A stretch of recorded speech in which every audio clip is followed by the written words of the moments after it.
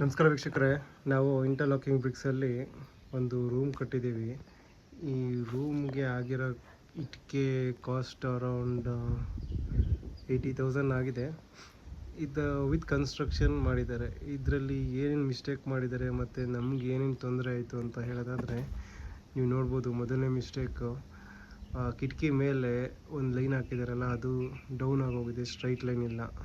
So ಅಲ್ಲಿ ಕೂಸ್ತಿದೆ. ಅದು ಸರಿ ಮಾಡಿ ಅಂದರೆ ಅದು ಸರಿ ಮಾಡಲ್ಲ. ಇಲ್ಲೂ ಹಾಗೆ ಆಗಿದೆ, ಮತ್ತು ಮೈನ್ ಡೋರ್ ಎಂಟ್ರೆನ್ಸಲ್ಲೂ ಹಾಗೆ ಆಗಿದೆ. ಇದು ಸರಿ ಮಾಡಲ್ಲ. ಇನ್ನು ನಾವು ಏನಾದ್ರು ಗ್ಯಾಪ್ ಏನಾದ್ರು ಕೊಡಬೇಕಂತ ಮೊದಲೇ ಹೇಳಿದ್ರೆ ಅದು ಸರಿಗೆ ಮಾಡಿರಲ್ಲ. ಏನೇ ಇದ್ರೂ ನಿಂತು ಮಾಡಿಸ್ಕೋಬೇಕು. ಇದೆಲ್ಲ ಮಿಸ್ಟೇಕ್ಸ್. ಮತ್ತು ಇನ್ನೊಂದೇನಂತ ಅಂದರೆ, ಈಗ ನಾನು ಯಾವ ಕಂಪ್ನಿಯಿಂದ ತರಿಸಿದ್ದೆ ಅನ್ನೋದು ಬೇಡ ಈಗ, ಬಟ್ ಅವರಿಂದ ಸರಿಗೆ ರೆಸ್ಪಾನ್ಸ್ ಅಂತೂ ಇರೋದಿಲ್ಲ. ಇನ್ಕಂಪ್ಲೀಟ್ ವರ್ಕ್ ಥರ ಮಾಡಿ ಹೋಗ್ತಾರೆ. ಇದೆಲ್ಲ ಗಾರೆ ಸರಿಗೆ ತುಂಬಲ್ಲ, ಇಲ್ಲಿ ಕಿಟಕಿ ಹತ್ರ ಗಾರೆ ಸರಿಗೆ ತುಂಬಲ್ಲ. ಒಂದೊಂದು ಕಿಟಕಿಗೆ ಸಪ್ರೇಟಾಗಿ ದುಡ್ಡು 700 ರೂಪಾಯಿ ಕೇಳಿದರು. ಒಂದೊಂದು ಕಿಟಕಿ ಕೂರಿಸ್ಕೊಡೋದಂದರೆ ಈ ಥರ ಕೂರಿಸ್ಕೊಟ್ಟು ಹೋಗ್ತಾರೆ ಅಷ್ಟೇ. ಈ ಥರ ಇದೆಲ್ಲ ಇನ್ಕಂಪ್ಲೀಟ್ ವರ್ಕ್ಸ್. ಇನ್ನೊಂದಂದರೆ, ನಾವೇನು ಹೇಳೋದನ್ನು ಅಕ್ಸೆಪ್ಟ್ ಮಾಡ್ಕೊಳ್ಳಲ್ಲ. ಅವ್ರು ಮಾಡೋಂಗೆ ಮಾಡೋದು. ಅದನ್ನು ಸರಿ ಮಾಡಿ, ಅದು ಲಾಂಗ್ ತುಂಬ ಆಯಿತು, ಸರಿ ಮಾಡಿಬಿಟ್ಟು ಇಡಿ ಅಂದರೆ ಕೇಳಲ್ಲ. ಮತ್ತು ನಾವು ಪೇ ಮಾಡಿರೋದು ವಿತ್ ಕನ್ಸ್ಟ್ರಕ್ಷನ್ ಅಂತ ಪೇ ಮಾಡಿರ್ತೀವಿ.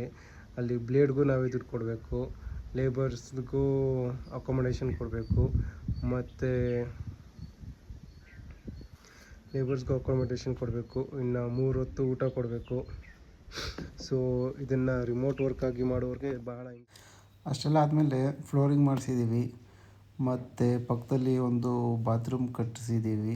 ಆ ಬಾತ್ರೂಮ್ಗೆ ಅಂಡೆ ಒಲೆ, ಆಚೆಯಿಂದ ಒಲೆ ಹಾಕೋ ಹಾಗೆ, ಮತ್ತು ಅದಕ್ಕೆ ರೂಫಿಂಗ್ ಮಾಡಬೇಕಾಗಿತ್ತು. ಯಾಕೆ ಅಂದರೆ ನನ್ನ ಇಮ್ಯಾಜಿನೇಷನ್ಗೆ ಇದು ರೂಫಿಂಗ್ ಮಾಡಲೇಬೇಕಾಗಿತ್ತು. ನನ್ನ ಇಮ್ಯಾಜಿನೇಷನ್ ಮನೆ ಹೇಗಿರಬೇಕು ಅನ್ನೋದನ್ನು ನಾನು ಮುಂದೆ ತೋರಿಸ್ತೀನಿ. ಈಗ ಅದಕ್ಕೆ ಸೆಂಟ್ರಿಂಗ್ ಮಾಡಿ, ಇಲ್ಲಿ ಅಟ್ಟ ಮಾಡಿ ಎಲ್ಲ ರೆಡಿ ಇಟ್ಕೊಂಡಿದ್ದೀವಿ. ಕಬ್ಬಣನೂ ನಾವೇ ಕಟ್ಟಿ, ಹೆಲ್ಪರ್ ಕರ್ಕೊಂಡು ತಾರಸಿ ಮಾಡಿ, ಈಗ ಈ ಸ್ಟೇಜ್ಗೆ ಕೆಲಸ ಮುಗಿದಿದೆ. ಇನ್ನು ನೆಕ್ಸ್ಟ್ ಕೆಲಸ ಬಂದು ರೂಫಿಂಗ್ ಇರುತ್ತೆ. ಆ ವಿಡಿಯೋ ನೆಕ್ಸ್ಟಲ್ಲಿ ಅಪ್ಡೇಟ್ ಮಾಡ್ತೀನಿ. ಅಲ್ಲಿವರೆಗೂ please keep watching, subscribe. Thank you.